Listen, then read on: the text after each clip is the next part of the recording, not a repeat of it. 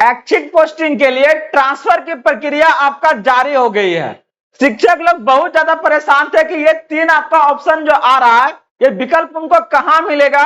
तो आज का इस वीडियो में हम वो सारी जानकारी देने जा रहे हैं कि कैसे आप इसका आवेदन कर सकते हैं। और सबसे बड़ी बात, एक जो आपका बड़ा जो सेक्शन है वो उसको क्या है ना, वंचित कर दिया गया है आपका इस प्रक्रिया से। तो वो कौन सा लोग हैं जो आपका आवेदन नहीं कर सकते हैं और उनके लिए क्या उपाय है। और साथ में बहुत सारे कमेंट आपका आ रहे हैं कि जो आपका न्यूली जो नए नए आपका एचएम है या एचटी है आपका, वो आपका आवेदन कैसे करेंगे।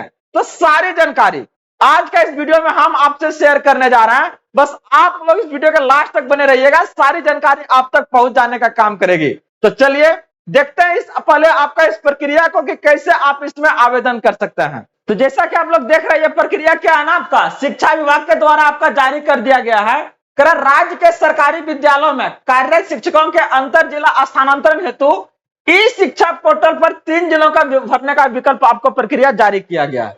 यहां पर क्या करना है कि राज्य के सरकारी विद्यालयों में कार्यरत शिक्षक जो अंतर जिला स्थानांतरण के लिए इच्छुक है, वे ई शिक्षा कोष पर आपका दिनांक 5/9 से क्या है ना आवेदन कर सकेंगे।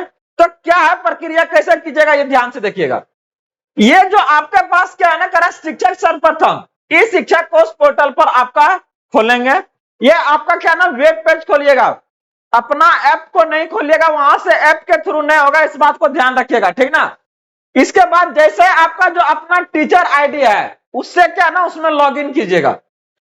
कि जिन शिक्षकों के पास पूर्व से टीचर आईडी उपलब्ध नहीं है अथवा भूल गए, वैसे शिक्षक विद्यालय के प्रधानाध्यापक से संपर्क करके क्या है ना ये आप प्राप्त कर सकते हैं। उनके पास लिस्ट होता है, सारा जो टीचर्स है उनका जो आईडी जनरेट किया गया है, वो जब डीओ ऑफिस से भेजा जाता है तो पहले आपका क्या है ना प्रभारी या फिर एचएम के पास ही आता है। तो वहां से क्या है ना आप अपना टीचर आईडी ले सकते हैं। इसके बाद जैसे लॉगिन कीजिएगा तो यहां पर क्या है ना एक ऑप्शन नजर आएगा इंटर डिस्ट्रिक्ट ट्रांसफर।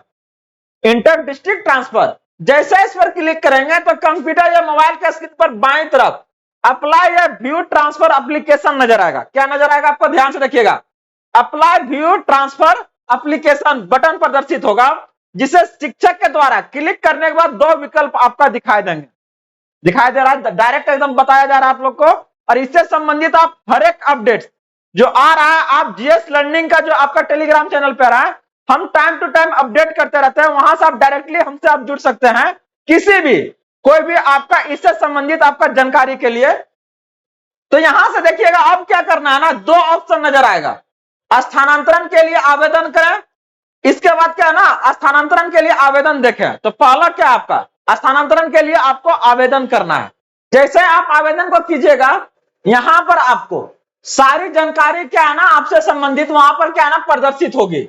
यदि शिक्षक प्रोफाइल में कुछ त्रुटि है तो संबंधित जिला के जिला कार्यक्रम पदाधिकारी से संपर्क कर आवश्यक संशोधन करवाया जा सकता है। यदि कोई त्रुटि नहीं है तो शिक्षक के द्वारा वैवाहिक स्थिति, गृह राज्य, जिला से संबंधित सूचना को क्या है ना प्रविष्ट करना है। तो ध्यान से देखिए, ये सारी जानकारी जो दिया हुआ उसमें आपका प्रोफाइल में नजर आएगा। कुछ गड़बड़ है तो सुधार करवा लीजिए, नहीं तो फिर क्या है ना उसको देख लीजिए आप। इसके बाद शिक्षक के द्वारा अंतर जिला स्थानांतरण के लिए प्राथमिकता के आधार पर 3 गो विकल्प लिया जाएगा आपसे।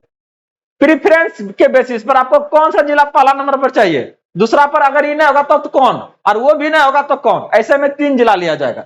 और अगर उस जिला को ले लीजिएगा तो save as a draft button को क्लिक करके स्थानांतरण के लिए क्या है ना सुरक्षित किया जा सकता है।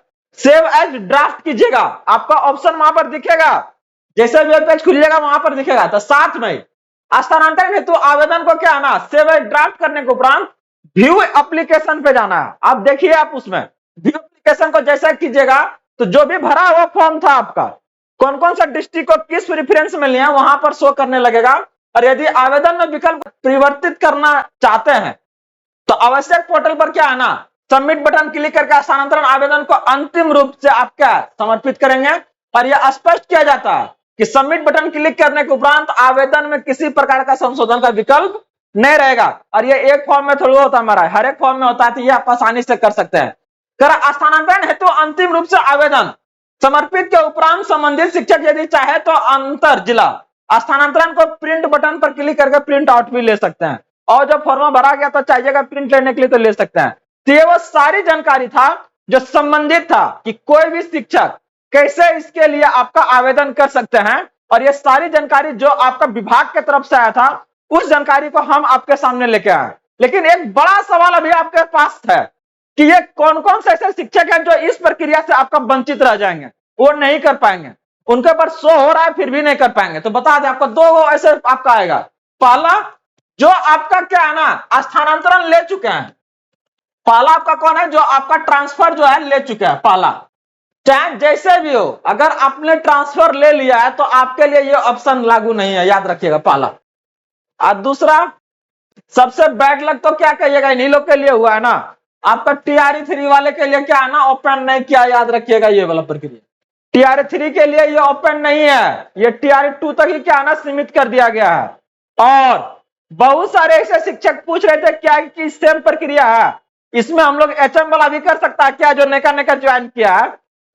पहले तो बोलेंगे सर इतने हड़बड़ी काहे के, अभी सर मतलब एक को महीना ज्वाइन नहीं कर लिया हो रहा तुरंत कह रहा कि, लेकिन कोई बात नहीं, इससे संबंधित भी जानकारी और आपको बता दें कि सेम प्रक्रिया क्या है ना आपके लिए भी आपका होगा, जैसा कि अभी क्या है ना ये शिक्षक के लिए हो रहा है, एचएम के लिए और एसटी के लिए भी क्या है ना सेम प्रक्रिया को, लेकिन ये अभी नहीं, उसके लिए अलग से आपका पोर्टल ओपन होगा और सेम प्रक्रिया के थ्रू क्या है ना आपका भी क्या है 3 विकल्प आपका मिलेगा, लेकिन अभी नहीं। ये सिर्फ और सिर्फ क्या है ना शिक्षक के लिए है, हेड टीचर उसके बाद अगर बात करते हैं आपका एचएम के लिए यह प्रक्रिया अलग से आपका चालू होगा। जैसे होगा हम ये संबंधित जानकारी आपके पास जरूर लेके आएंगे, तो आप लोग जुड़े रहिए। इसी तरह से ढेर सारे अपडेट्स और खबरों के लिए, आपका समाचार के लिए जो भी आपका अपडेट्स आती है, चाहे वो शिक्षा विभाग हो, चाहे वो आपका डीईओ ऑफिस से हो, चाहे आपका डीपीओ से है, सारी जानकारी जो भी इससे संबंधित आती है हम वो आपके सामने लेके आते हैं, ताकि आपको इस तरह की जानकारी के लिए आपको कहीं और भटकना ना पड़े, परेशान होना ना पड़े। तो आप लोग जुड़े रहिए, बने रहिए, और कुछ भी संबंधित से अगर आपको क्या ना कहीं भी डाउट हो रहा है तो आप हमें जरूर कमेंट कीजिए, हम श्योर कर रहे हैं कि उससे संबंधित जानकारी हम आपको जरूर प्रोवाइड करने का काम करेंगे। और एक सबसे बड़ा क्या ना स्ट्राइकिंग पॉइंट आपका एक आ रहा है नजर, जहां पर अगर देखिएगा शिक्षा विभाग के जो हमारे जो डिपार्टमेंट है, उनका जो मंत्री है, ये तो कुछ भी आके आपके लिए बोल के चले जाता है। जब भी उनके पास आप माइक लेके जाइएगा तो वो क्या ना कुछ ऐसा न्यूज दे देंगे आपको जिसको लेके क्या ना स्टूडेंट्स आपका परेशान हो जाते हैं। ये वही आपका इंसान है, वही ये महानुभाव है, महाराज हैं, जो बोले थे कि नहीं टीआरई 4 के पहले आपका स्टेट नहीं होगा। अब ये कह रहे कि नहीं पहले क्या है ना स्टेट भी होगा, और अब क्या बोल रहे हैं कि 27,000 के 28,000 लगभग क्या है ना पोस्ट आएगा। अगर थोड़ा सा इस पर अगर हम लोग जोर डालें तो 26,000 से ऊपर पोस्ट क्या है ना आपका सिर्फ कंप्यूटर टीचर के लिए निकलने वाला था आपका 6 to 8 में। जरा सोचिए अगर इस तरह का अगर स्थिति रहा तो ये जो आपका लाखों जो विद्यार्थी जो आपका क्या है ना इंतजार कर रहा है टीआरई 4 का, वो क्या करेंगे। तो आप लोग इसको लेके एकदम हताहत नहीं होइए। इनको जो आता है दिमाग में, सामने नहीं कुछ हो जाता सब बोल के इस सर निकल जाते हैं। सर ऐसा नहीं कीजिए, विद्यार्थी है, वैकेंसी को बढ़ाइए, थोड़ा सा कंपटीशन थोड़ा सा नॉर्मल रहने दीजिए।